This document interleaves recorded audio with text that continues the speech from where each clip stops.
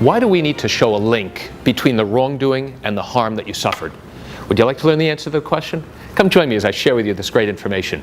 Hi, I'm Gerry Oginski. I'm a New York medical malpractice and personal injury trial attorney practicing law in the state of New York. Today I'm coming to you from Asheville, North Carolina. It's a beautiful morning here, and I have a few minutes to share with you this really cool information. Now, when we bring a lawsuit, whether it's for an accident case, a medical malpractice case, or even a wrongful death case, there are three key components that we actually have to show in order for you to be successful in your particular case. Let me lay it out for you. We have to show, number one, that there's wrongdoing. We have to show that the wrongdoing caused injury, and then we have to show that the injury is significant or permanent. That's known as liability, causation, and damages. And importantly, we have to connect all three of those. Now, in a medical malpractice case, what you should know is that the only way to connect all three of those elements is with a medical expert who has either reviewed all your records or somebody who has treated you. In New York, we are required to show that there was carelessness or wrongdoing. And now we have to show that there is a link between the wrongdoing and the injury that you suffered. If there's no connection between the carelessness and the injury you suffered, then there's a gap.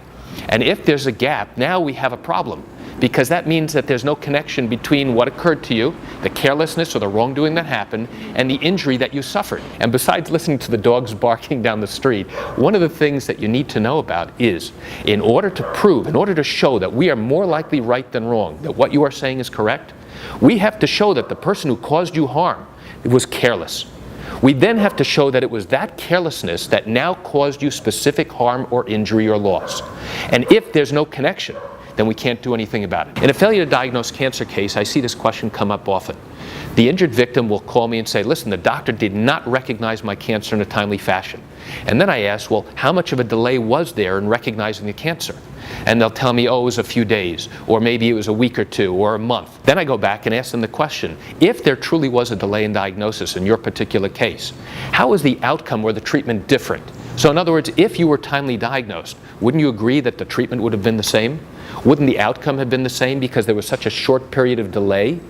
On the other hand, where the delay is extensive, let's say that there are months and months or even years of delay in diagnosing your cancer, then we can typically go back and show how an earlier diagnosis and treatment would have resulted in a different outcome, in different treatment that would be very significant. So why do I share this great information with you?